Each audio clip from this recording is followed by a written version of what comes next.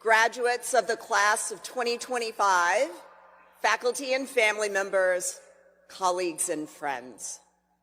Today, we continue a tradition that is centuries old.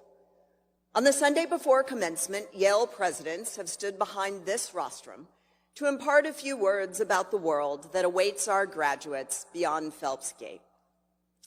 It gives me great pleasure to continue the tradition today in my first baccalaureate address as Yale's 24th president.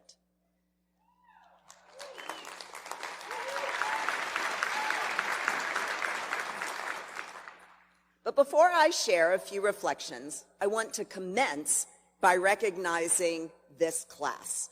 So friends and families, will you please rise and give a loud cheer to members of the class of 2025.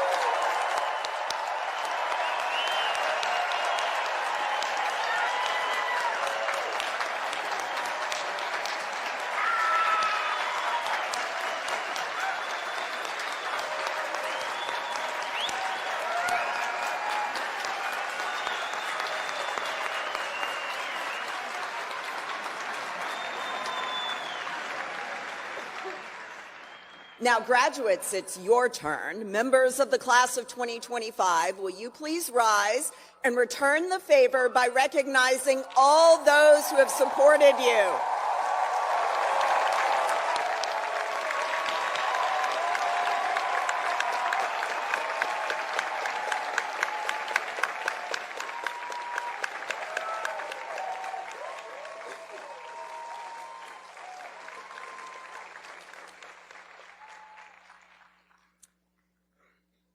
Parents and loved ones of today's graduates, I know how this moment feels. Just a few springs ago, I was beaming with pride and, yes, a little teary-eyed during my own son's commencement weekend. As a parent to both a current college student and a recent graduate, I understand the swirl of emotions that come with watching your children navigate their college years. The quiet worry about how they will adjust mingled with the confidence that they would. And as you sit here today, I know how hard it is not to simultaneously float back to those moments when they took their very first steps and wondering now what next steps will bring. We're so grateful that you entrusted Yale with a critical chapter in between. To everyone in the audience, let me remind you about a few of the accomplishments of the class of 2025. Graduates, you started out as the COVID pandemic was beginning to wane, and you helped Yale to revitalize campus life. You have been pioneers in navigating the new frontier of generative AI in the classroom. You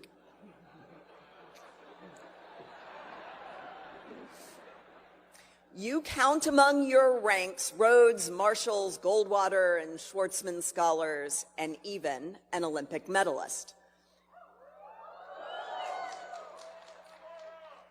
You have distinguished yourselves not only in size, but also in spirit, as Yale's largest class since the Second World War.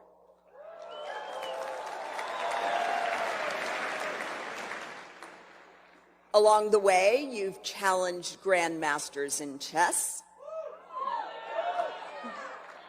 cheered on the Bulldogs to several Ivy League championships, and dazzled audiences with your performances in solos, ensembles, in groups in nearly every genre, and on stages across the country and around the world.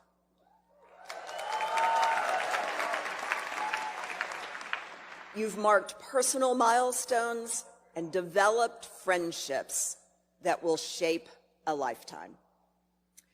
But of course, among all there is to celebrate, your time on campus also coincides with another consequential period that continues to shape our lives, a time of rising partisan antipathy. When you entered Yale, partisan rancor had reached historic levels. And now, as you depart, polls suggest that many think of the opposing party not just misguided, but, quote, downright evil. All of us can sense that conversations have become more brittle. Trust in institutions and one another is fraying. Common ground feels hard to find and still harder to sustain. I don't think we've lost the ability to talk to one another so much as the will to. Instead, it's easy to retreat into echo chambers shaped by algorithms, to subscribe to content that validates our viewpoints, and to scroll past perspectives that challenge them. So as an educator and a parent, I often wrestle with a question I know many of you do too. In a world so fragmented, how do we find our way back to one another?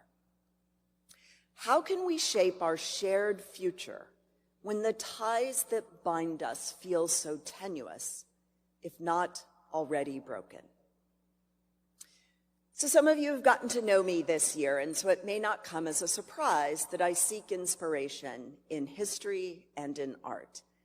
It also seems fitting, on the 250th anniversary of the start of the American Revolutionary War, to turn to paintings hanging only steps away in the Yale University Art Gallery. There, John Trumbull's painting, The Battle of Bunker's Hill, is one of the most iconic, and it marks that moment 250 years ago in June, when a band of soldiers stood their ground on a hillside near Boston.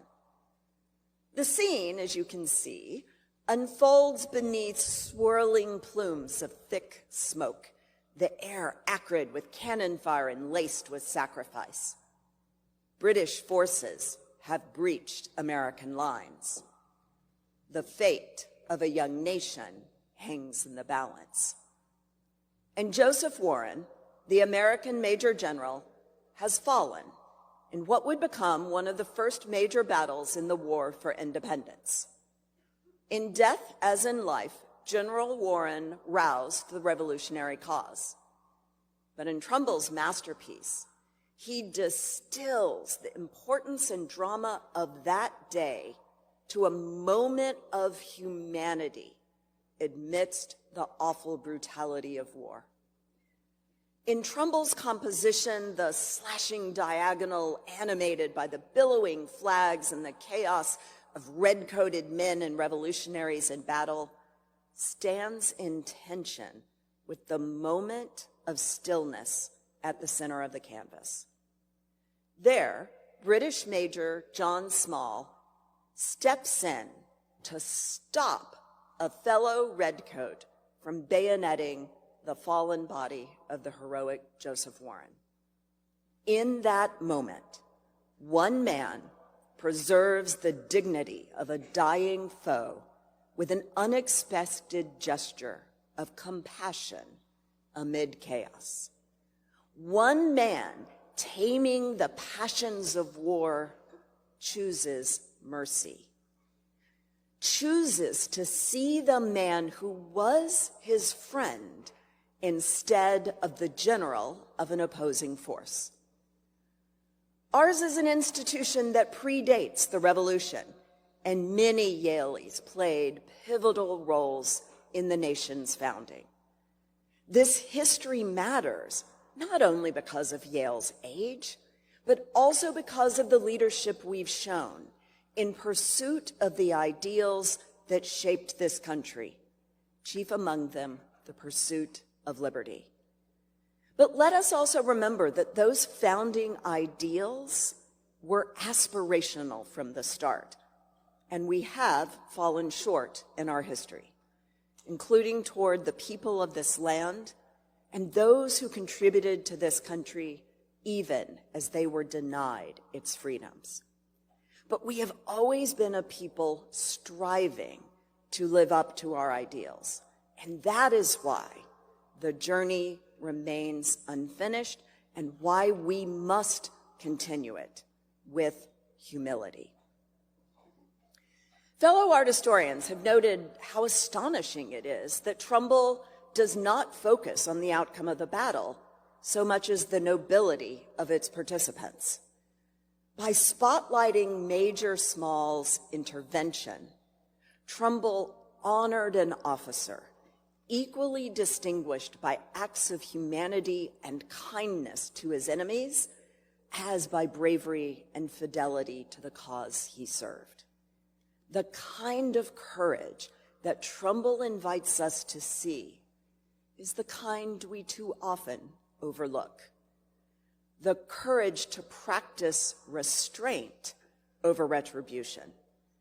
The courage to see a fellow human being even when every voice around you insists they are the enemy.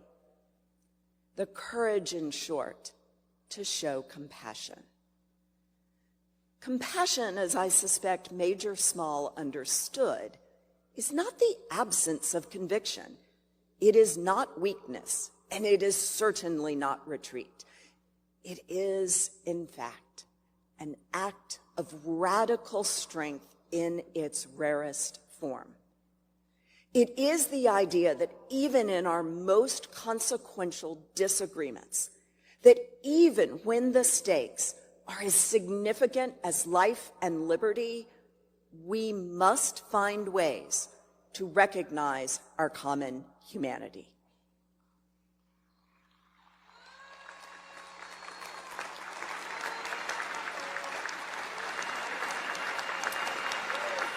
Now, I am not necessarily advocating for the avoidance of conflict or the denial of our differences.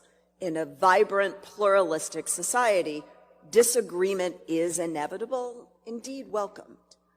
But what I would like to impress on you today is that compassion can coexist with our most deeply held beliefs. We can at once have a resolute mind and an open heart, one that holds hope for peace and for a day when our common humanity triumphs over our deepest divisions. It is reasonable to think of Trumbull's scene, though, nearby to those of us at Yale, as some distant, romanticized moment on canvas.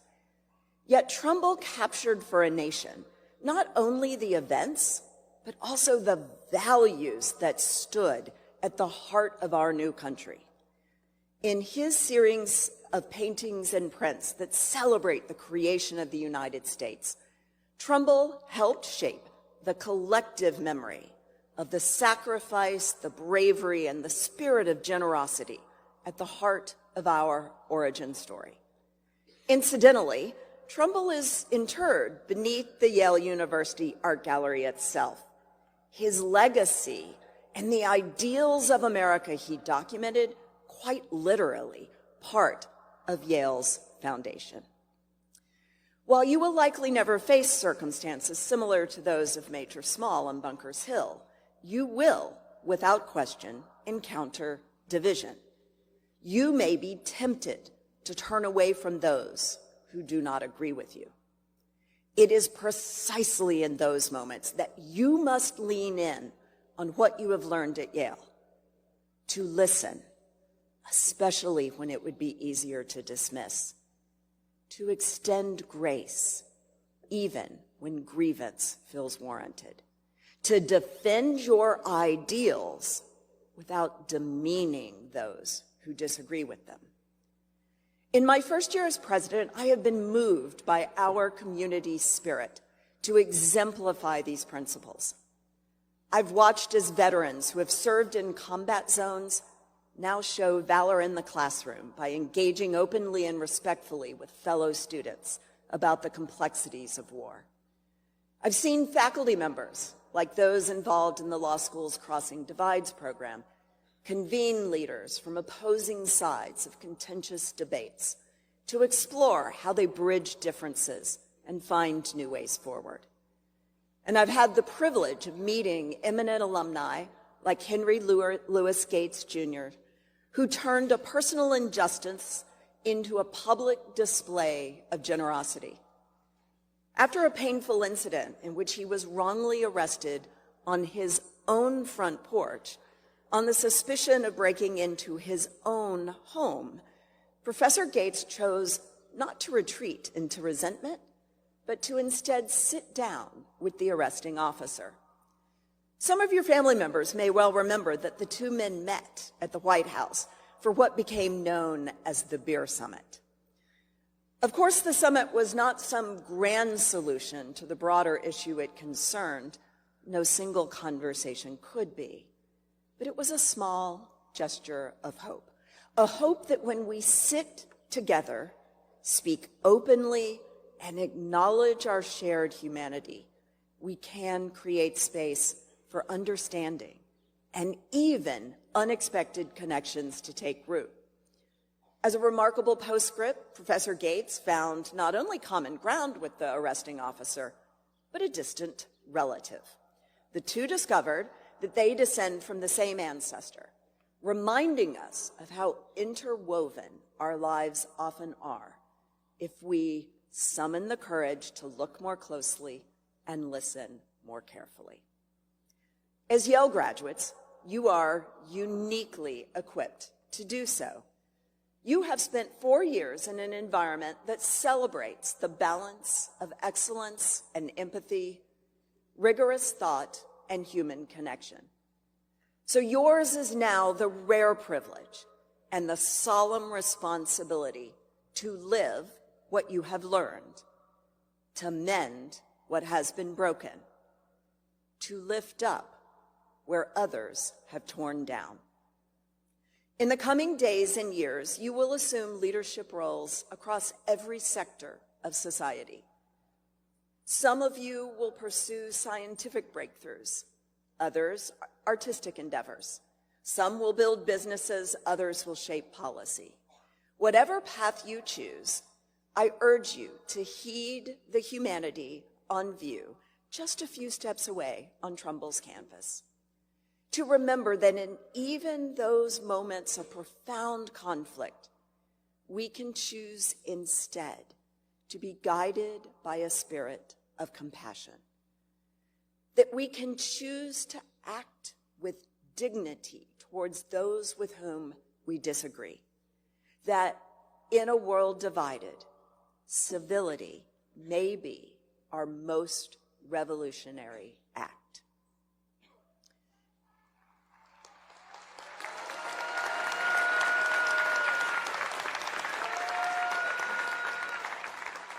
So as you prepare to pass through Phelps Gate one last time as students, know that you leave this place with both our congratulations and our confidence, a deep and abiding confidence that you will indeed be the bearers of our banner, one of knowledge and understanding, leadership and service, light and truth. So when future historians look back at this fractured moment, let them record that you carried this banner not just from Yale to the world, but from the world as it is to the world as it might be. Let them note that you helped us find our way back to one another. Let them say that you were not only brilliant scholars, but courageous citizens. Let them say that in a time that called for both conviction and compassion, the Yale class of 2025 answered with both in full measure. Thank you and congratulations.